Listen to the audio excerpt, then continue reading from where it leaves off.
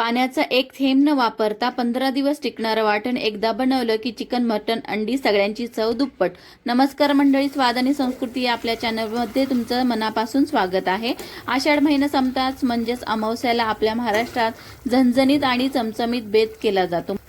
म्हणूनच आज आपण पाहणार आहोत एक असं स्पेशल वाटण ज्याचा वापर करून तुम्ही एकाच वेळी अतिशय सोप्या पद्धतीने चवदार वेगवेगळ्या नॉनव्हेज रेसिपी बनवू शकता. चला तर मग वेळ न घालवता रेसिपीला सुरुवात करूया. सगळ्यात आधी आपण बनवणार आहोत आपल्या मुख्य सिक्रेट म्हणजे कांदा खोबऱ्याचं वाटण. त्याच्यासाठी आपण दोन मोठे कांदे घेतलेले आहेत, अर्धी वाटी खोबरं आहे, लसूण, आलं, पांढरे तीळ आणि फुटाण्याची डाळ आहे. तिथे आपण धणे घेतलेले आहेत, लवंगा आहेत, मिरी आहे, वेलायची आहे आणि 1 चमचा खसखस आहे. ज्यांना मसाला आवडत नाही त्यांनी स्किप करू शकता.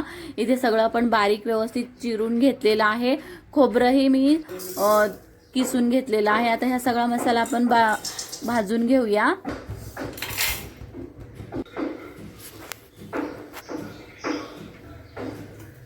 तेल न वापरता आपण सगळे मसाले खमंग भाजून घेतलेले आहेत. हेही आपल्याला सुकं ठेवायचं आहे, त्याच्यामुळे चांगलं खरपूस होईपर्यंत आपण भाजून घेतलेलं आहे.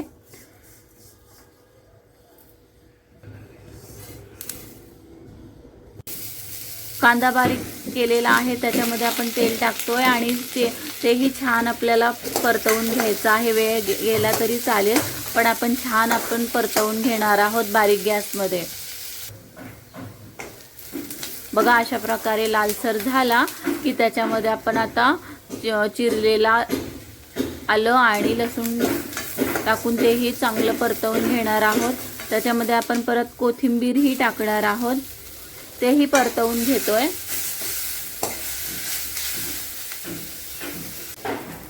आता आपण हे सगळे मसाले आणि भाजलेला कांदा आहे ना, तो छान थंड होऊ द्यायचा आहे आणि त्याच्यानंतर बारीक करूया.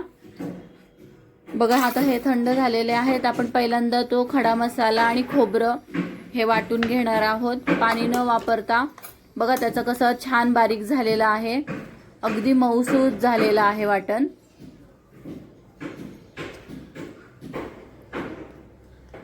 आता आपण हे दुसरंही वाटण करून घेतोय. हेही चांगलं बारीक झालेलं आहे बघा.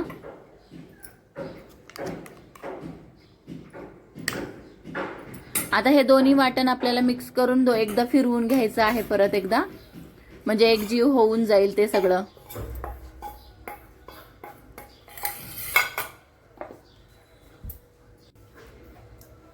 बघा, आता एकसारखं झालेलं आहे हे. आता हे वाटण तुम्ही हवाबंद डब्यामध्ये 15 दिवस फ्रीजमध्ये ठेवू शकता. जेव्हा जेव्हा नॉनव्हेज बनवायचं असेल तेव्हा तेव्हा हे वाटण काढून तुम्ही कोणतंही नॉनव्हेज बनवू शकता. आपल्या नॉनव्हेज रेसिपीचं सिक्रेट असं कांदा लसूण मसाला वाटण तयार झालेलं आहे. ते हे वाटण आता वापर करून आपण बनवूया चिकन सुक्का. कढईमध्ये तेल टाकलेलं आहे, त्याच्यामध्ये गरम तेलामध्ये आपण कांदा परतवून घेणार आहोत.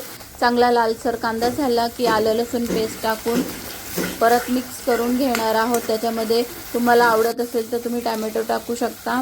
मग टॅमॅटो ही छान परतवून घ्यायचा आहे. टॅमॅटो मऊ होण्यासाठी आपण इथे मीठ टाकणार आहोत.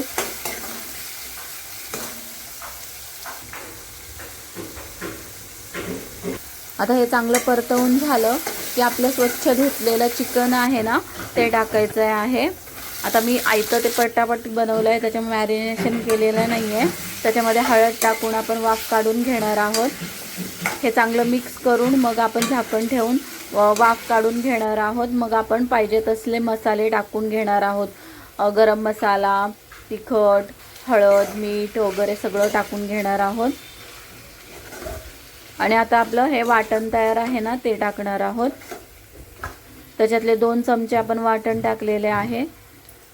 जशी ग्रेव्ही हवी असेल तसं वाटण टाकून आपण गरम पाणी टाकून आता हे शिजवून घेणार आहोत.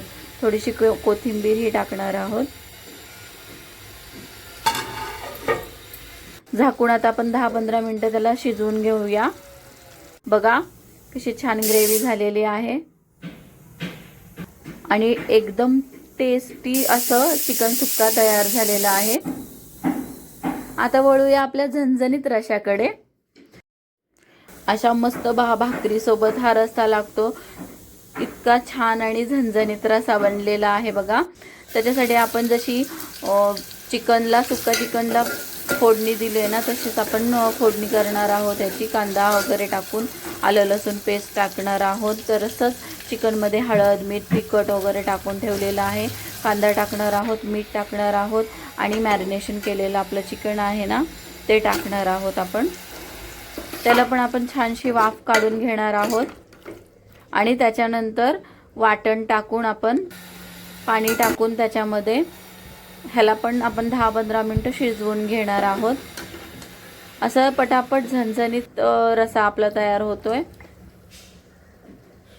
आपल्याला आवश्यकतेनुसार जसा रस्सा घट्ट पातळ हवा असेल त्यानुसार आपण पाणी टाकलेलं आहे. कोथिंबीर टाकून आता ह्यालाही 10-15 मिनटं शिजवून देणार आहोत. तर मंडळी, आषाढीच्या या विशेष प्रसंगी हे वाटण वापरून ही चिकनची रेसिपी तुम्ही नक्की बनवून बघा. व्हिडिओ आवडल्यास लाईक करा, तुमच्या मित्रमैत्रिणींसोबत शेअर करा आणि आपल्या स्वाद आणि संस्कृती चॅनलला नक्की सबस्क्राईब करा. बघा, छानशा आपल्या दोन्ही रेसिपी तयार आहेत. खा आणि मस्त राहा. धन्यवाद.